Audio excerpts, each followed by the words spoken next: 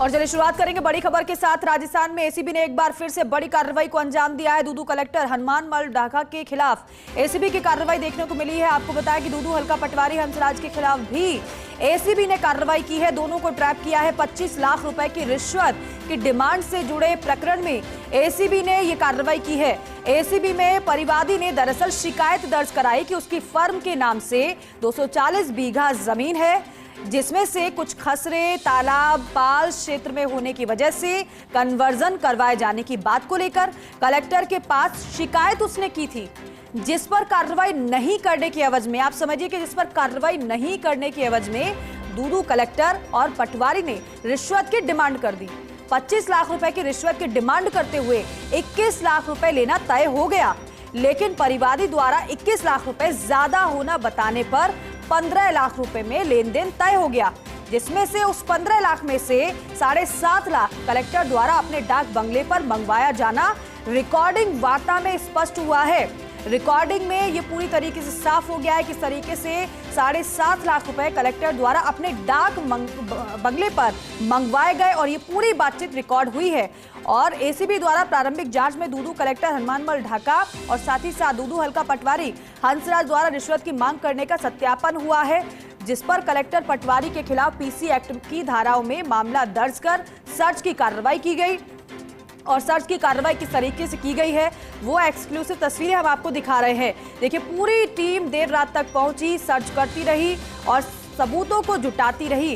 Collector के आवास और दूदू तहसील कार्यालय पर सर्च किया गया। आपको बताएं कि एसीबी डीआईजी डॉक्टर रवि के निर्देशन में एडिशनल एसपी सुरेंद्र सिंह के नेतृत्व में सर्च कार्रवाई की गई है। नवीन शर्मा हमारे सहयोगी हमारे साथ जुड़ रहे हैं फोन लाइन पर, उनका रुख करते हैं। नवीन, वाकई में बड़ी कार्रवाई है एसीबी की, लेकिन बताइए कि कैसे ये ट्रैप पूरा हो पाया, कब शिकायत एसीबी को मिली, कब से ये पूरे सबूतों को एसीबी की तरफ से जुटाया जा रहा था, सत्यापन कैसे हुआ? देखिए, आप तकरीबन 10 से 15 दिन पहले एसीबी के परिवादी ने शिकायत दर्ज कराई थी और उसमें शिकायत में लिखा था कि इसकी फर्म की 204 बीघा जमीन है, उसके कुछ खसरे व पाल क्षेत्र में होने के कारण उसका कन्वर्जन कराए जाने की बात को लेकर एक शिकायत है, वो जिला कलेक्टर के पास है।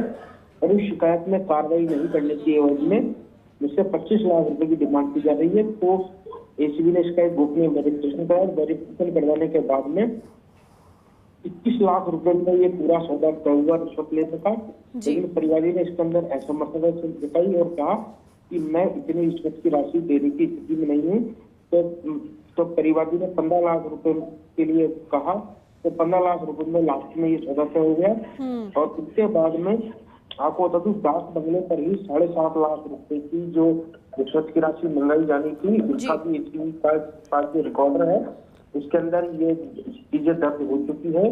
जो 7.5 लाख रुपए की डिमांड है वो जिला कलेक्टर हनुमानमल ढाका है, उनकी तरफ से की गई थी।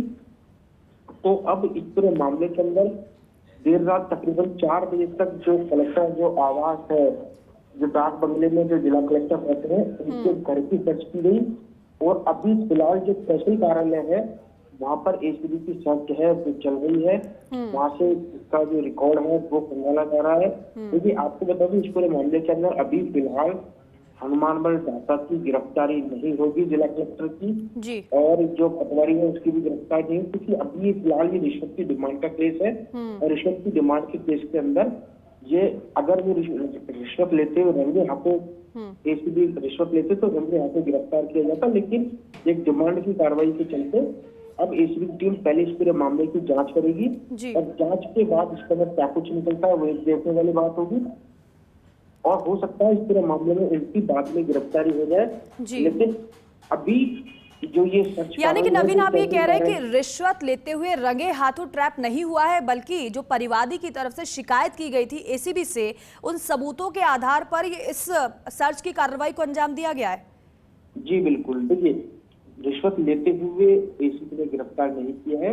ये रिश्वत की डिमांड का एक मुकदमा है और उस रिश्वत की डिमांड के मुकदमे के आधार पर एसीबी ने, क्योंकि देखिए कल दिन भर चुनाव थे तो चुनाव के कारण ये पूरी कार्रवाई नहीं हो सकती थी, इसलिए एसीबी ने तकरीबन 12 बजे से आरोपी का जो दोनों आरोपी है तो हनुमानमल ढाका और उसके जो पटवारी है हंसराज, इन दोनों के बिल्कुल। ठिकानों पर एसीबी ने नवीन, आप सर्च बता रहे किया। कि आज सुबह 4 बजे तक एसीबी की टीम इस तरीके से सर्च करती रही, कार्रवाई करती रही। ऐसे में अब आगे कैसे, क्या प्रोसेस हम मानकर चले, कैसे पूरी कार्रवाई आगे बढ़ने वाली है? क्या अब रिमांड की डिमांड की जाएगी कोर्ट में, इन सबूतों को पेश करेगी एसीबी? देखिए दीपिका, मैं आपको बता रहा हूँ कि सुबह 4 बजे तक जो जिला कलेक्टर जो आवास है वहां पर ये कार्रवाई चली है। और इसके अलावा जो डीडी के अंदर जो तहसील कार्यालय है वहां पर ये पूरी सर्च कार्रवाई की जा रही है। अभी इस पूरे मामले में उनकी गिरफ्तारी नहीं होगी, पहले इस पूरे मामले की जांच होगी। इनके जो मोबाइल है वो एसीबी ने जब्त कर लिए हैं। इनका जो एफएसएल के लिए भिजवाएगी एसीबी की टीम इनके मोबाइलों को, और उसके अलावा जो उनकी कॉल डिटेल भी संभाली जाएगी कि किस तरह से जो और भी ऐसे कितने लोग हैं जिनसे रिश्वत की डिमांड कर चुके हैं। क्योंकि एक बड़ा मामला है, क्योंकि 204 बीघा जमीन थी परिवादी की, कुछ खसरे तालाब या पाल क्षेत्र में होने के कारण कन्वर्जन की बात को लेकर एक शिकायत थी जो कलेक्टर के पास थी। तो वहां से ये पूरा खेल शुरू हुआ और उसके बाद एसीबी ने ये देर रात इस पूरी कार्रवाई को अंजाम दिया है। जो जिला कलेक्टर आवास पर तकरीबन सुबह 4 बजे तक कार्रवाई चली है। और फिलहाल जो तहसील कार्यालय है जो दूदू के अंदर है वहां पर ये अभी भी कार्रवाई चल रही है, जो तकरीबन 10 से 11 बजे तक चलेगी। हो सकता है 10 बजे तकरीबन एसीबी की टीमें हैं जो जिला कलेक्टर का जो दफ्तर है वहां पर भी पहुंच जाए और उनके दफ्तर की तलाशी ले। लेकिन देर रात एसीबी ने सिर्फ उनके आवास की तलाशी ली थी, क्योंकि आवास पर ही 7.5 लाख रुपए की जो रिश्वत की डिमांड का जो जिला कलेक्टर ने जो रिश्वत की डिमांड की थी जी, तो वहीं का उनका वेरिफिकेशन है। तो एसीबी ने जो जिला कलेक्टर के आवास की भी तलाशी की। तो अब इस पूरे मामले के अंदर इन दोनों के मोबाइल है वो एसीबी टीम जब्त करेगी और जब्त करने के बाद में इन्हें एफएसएल के लिए भेजा जाएगा और एफएसएल के अंदर कॉल रिकॉर्डिंग निकाली जाएगी। लेकिन इस पूरे मामले के अंदर जो हनुमानमल ढाका और जो पटवारी हंसराज है जी, उनकी जो है ना, उनकी जो मुश्किल है वो बढ़ती ही दिखाई दे रही है। लेकिन सर्च के दौरान नवीन, वो जो रकम का जिक्र आप कर रहे हैं 7.5 लाख का, क्या वो कलेक्टर के बंगले से बरामद हो गया है?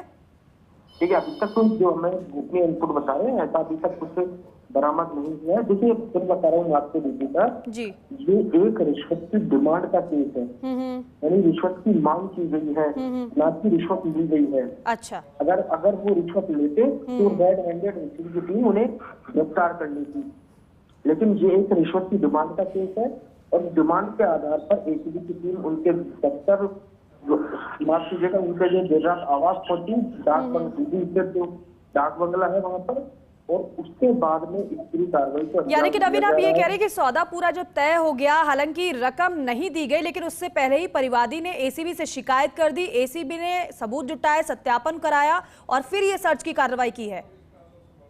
जी देखिए, परिवादी एसीबी का पहुंचता है और ये शिकायत दर्ज कराता है कि मेरे तकरीबन 204 बीघा जमीन है और उसका कन्वर्जन की बात को लेकर एक शिकायत है, वो कलेक्टर साहब के पास है। और कलेक्टर साहब और जो पटवारी हैं जी, वो मुझसे 25 लाख रुपए की डिमांड कर रहे हैं। हाँ। तो एसीबी ने इसका गोपनीय वेरिफिकेशन करा और वेरिफिकेशन के टाइम पे 25 की जगह 21 लाख रुपए में ये सौदा तय हुआ। लेकिन परिवादी ने कहा कि अब मैं इससे ज्यादा रुपए नहीं दे सकता हूँ, तो इसके अंदर कुछ और कम कीजिए।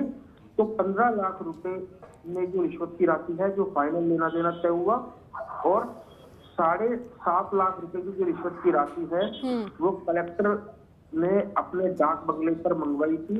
और जो एसीबी के पास जो रिकॉर्डिंग है, एसीबी के पास जो रिकॉर्डिंग के अंदर ये सारे एविडेंस हैं कि कलेक्टर साहब ने रिश्वत की डिमांड। बिल्कुल ठीक है नवीन, आप ये कह रहे हैं कि सौदा तय हो गया था, लेन देन तय हो गया था, लेकिन रिश्वत नहीं दी गई थी। लेकिन रिश्वत की डिमांड का ही पूरा मामला है, परिवादी ने शिकायत की और तब जाकर सत्यापन के बाद एसीबी ने सर्च की कार्रवाई को अंजाम दिया है। नवीन, आप नजर बनाए रखिएगा, लगातार अपडेट हम आपसे लेते रहेंगे। फिलहाल के लिए बहुत शुक्रिया पूरी जानकारी के लिए।